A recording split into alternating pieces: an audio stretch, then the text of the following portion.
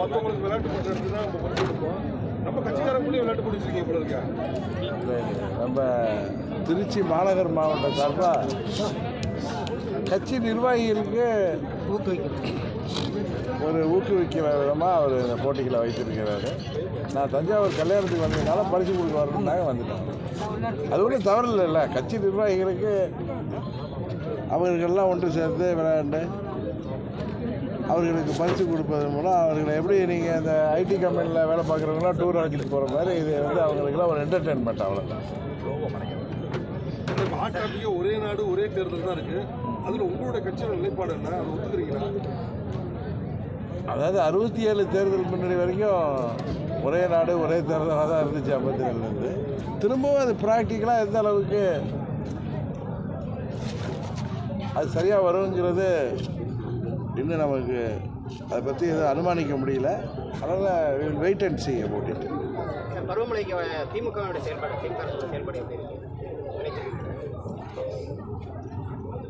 எப்படியோ மக்கள் இந்த கடுமையான மழை வெள்ளம் புயலில் எப்படியோ தப்பிச்சிட்டு இருக்காங்கன்னு தான் சொல்லணும். ஏன்னா அரசாங்கம் அதை செய்த இதை செய்த ஒரு சொட்டு தண்ணி கூட தங்காதுன்னு சொன்னாங்க.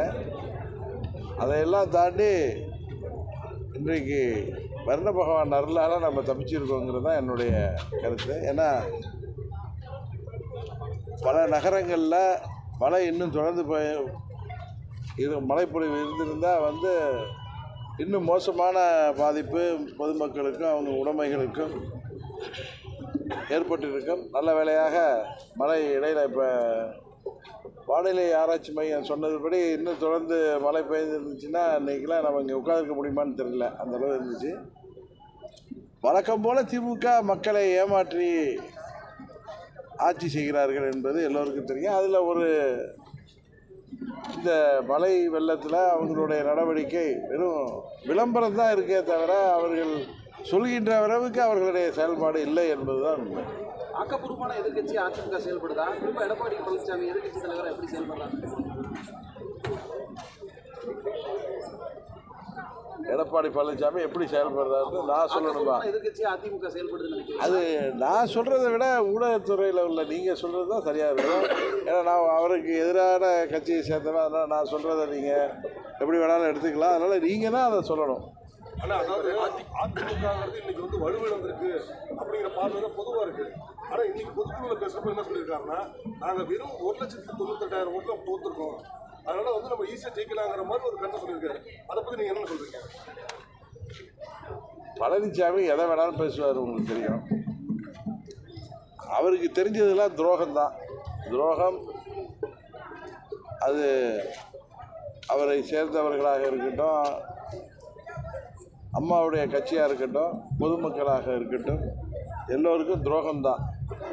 இன்றைக்கு திமுக ஆட்சி பொறுப்பில் இருக்குன்னா அதுக்கு பழனிசாமி மறைமுக உதவி தான். இன்னும் சொல்லப்போனால் 24 பாராளுமன்ற தேர்தலில் திமுக 40 தொகுதியில் வெற்றி பெற முடிந்தது என்றால் அதுக்கு பழனிசாமி தனியாக வேட்பாளர் நிறுத்தியது தான் காரணமே தவிர வேறு ஒன்றும் இல்லை என்பது எல்லோருக்கும் தெரியும். இதில் வருந்தத்தக்க விஷயம் என்னவென்றால், புரட்சி தலைவர் திமுகவுக்கு எதிராக ஆரம்பித்த அந்த இயக்கம், அந்த வெற்றி சின்னமான இரட்டை இலை இன்றைக்கு திமுகவின் வெற்றிக்கு மறைமுகமாக பழனிசாமியின் மூலம் உதவியாக இருக்கிறது என்பதுதான் உண்மை. இதற்கெல்லாம் நல்ல முடிவு கிடைக்கும் என்று நாங்கள் எல்லாம் நம்புகிறோம். இந்த ரெட்டலையை மீட்கும் முயற்சியில் நீங்களும் டெல்லி சென்றதா?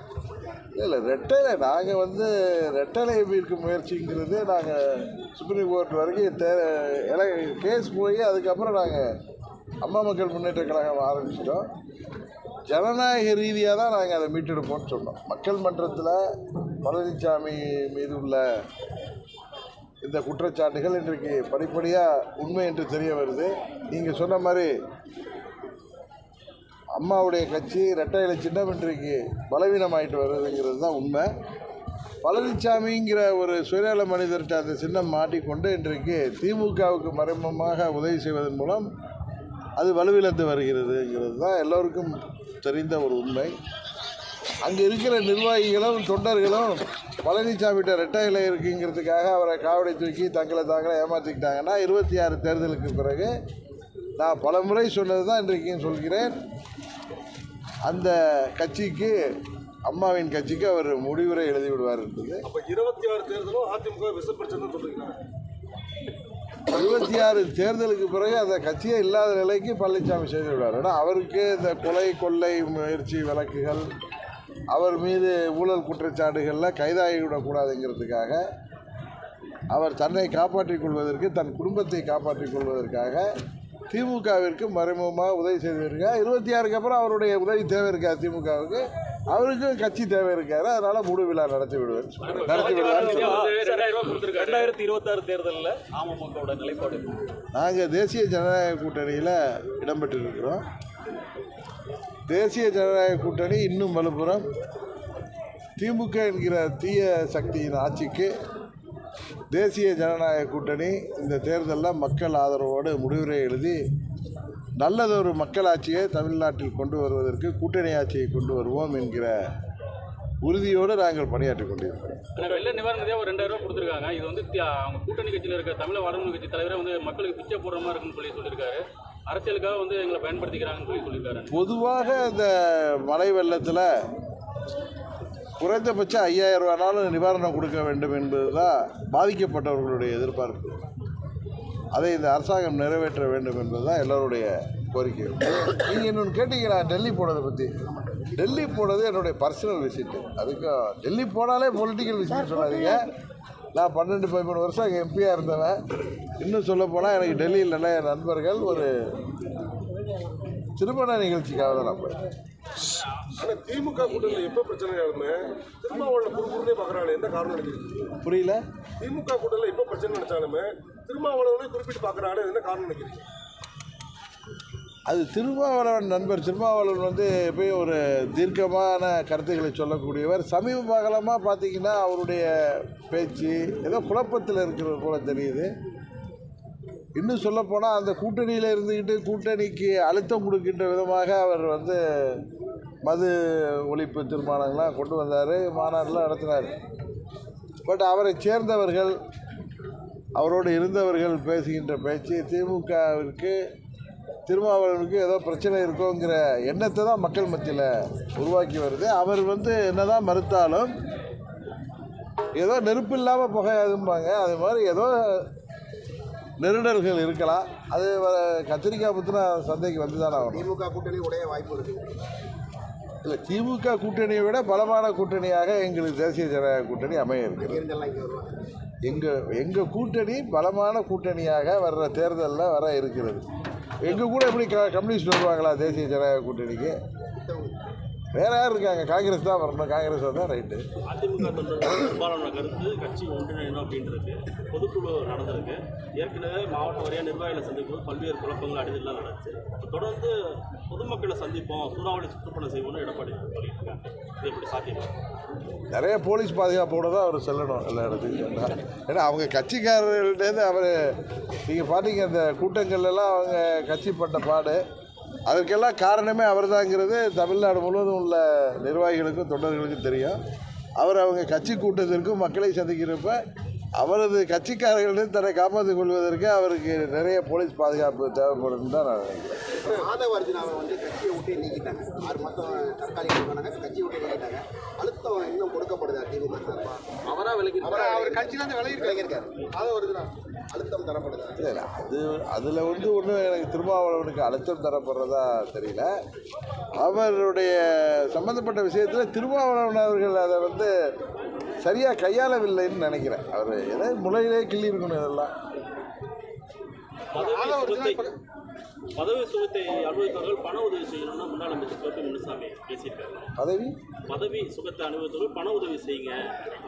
அவர் தானே பதவியில் இருந்திருக்காரு, பதவி சுகத்தெல்லாம் அமைச்சிருக்காரு. அம்மா இருந்தப்போ அமைச்சராக இருந்திருக்காரு. இப்போ கூட எம்எல்ஏவாக இருக்கார்.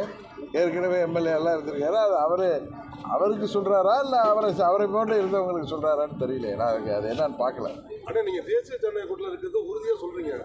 ஆனால் யார் அதிமுக ஒருங்கிணைக்கணும்னு ஆசைப்படுறாங்களோ, அவர் வைத்திலிங்கமாக இருக்கட்டும், இன்னும் சில பேர் இருக்கட்டும், அவங்களும் சிவி சண்முகமாக இருக்கட்டும், அவங்க சைடில் ஒரு சைடு நீதிமன்ற நெருக்கடி இருக்குது. இந்த சைடில் பார்த்தீங்கன்னா ஐடி ரைடு அடிக்கிறாங்க, இடி ரைடு அடிக்கிறாங்க. இது எப்படி பார்க்குறீங்க? அரசியல்னு வர்றப்ப பல நெருக்கடிகள்லாம் வரும். நாங்கள் சந்திக்காத நெருக்கடியா? அதெல்லாம் தாண்டி தானே அரசியலில் இருக்கோம், கட்சி நடத்துகிறோம். அது மாதிரி அரசியலுக்கு வந்த பிறகு இந்த நெருக்கடியெல்லாம் சமாளித்து தான் நாங்கள் தங்களுடைய குறிக்கோளை நோக்கி பயணிக்கிறோம். எந்த நெருக்கடி?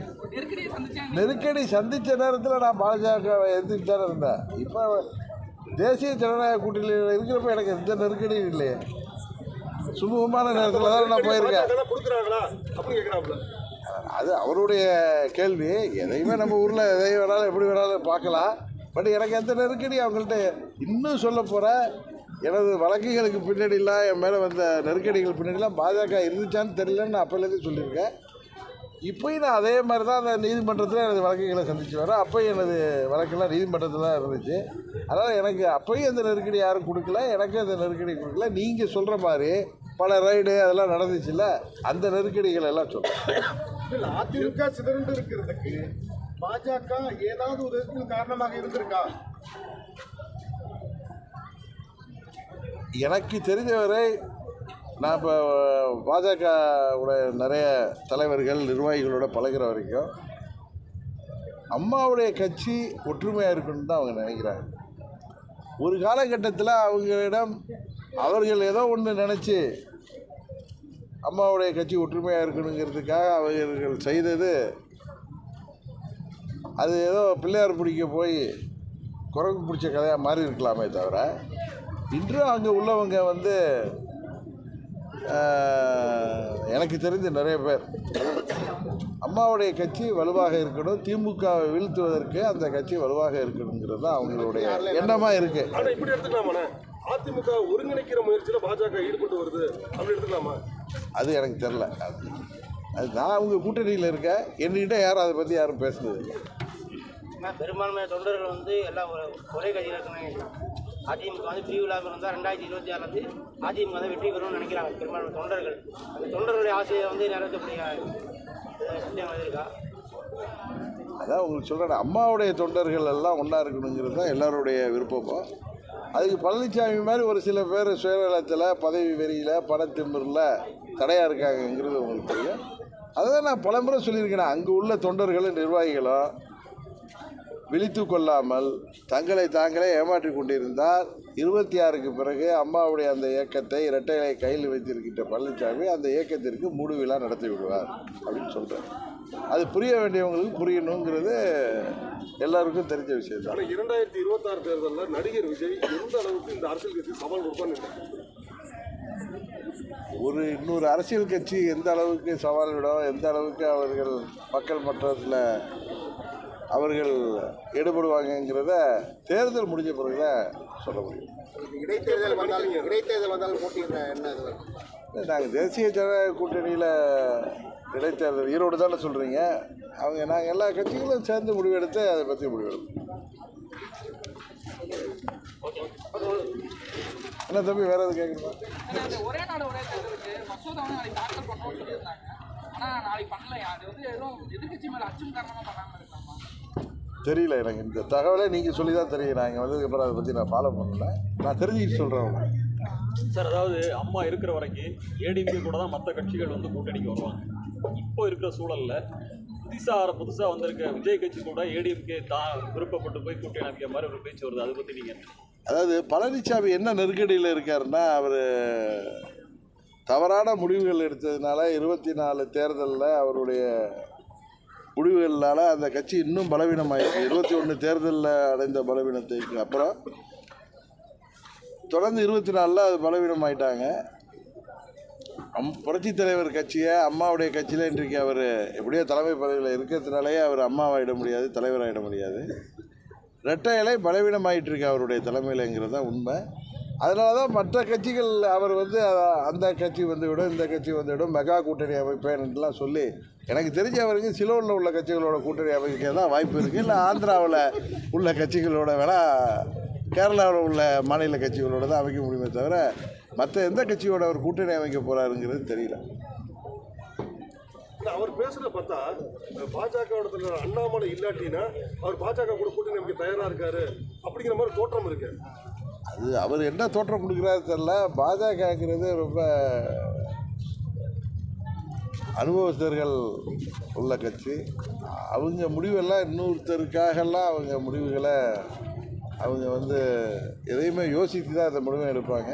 அதனால் பழனிசாமி போன்றவர்கள் கூக்குரல் எல்லாம் அவங்க எப்படி எடுத்துக்குவாங்கன்னு தெரியாது. ஒருவேளை அவர் பாஜக கூட்டணி வச்சா நீங்க பாஜகவோட அவர் கூட்டணி வச்சா நீங்க நாங்கள் தேசிய ஜனநாயக கூட்டணியில் இருக்கோம். யூகத்துக்கெலாம் நான் பதில் சொல்லலை. அதே மாதிரி ஒரு சூழ்நிலை வர்றப்ப நான் உங்களுக்கு திருச்சிக்கு வருவேன், அப்போ பேசுகிறேன். ஓகே, நன்றி.